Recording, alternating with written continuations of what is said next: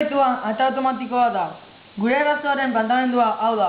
Ateak automatikoki ireki behar du guk eskuekin ikutu gabe. Eta bi ertzetan gelditu behar du.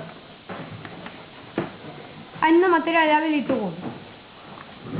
Azkoina, ibilbide amaierako etengailua, egurra, ardatz metaliko roskaduna, iltze bat, tornilluak, eta bar.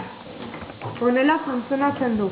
Energia iturritik datorren korrontea kableen bidez bi polo eta bi norabideko etengailuan dauden latorri zatitara iristen da, eta latorria eroalea denez korrontea pasatzen uzten du.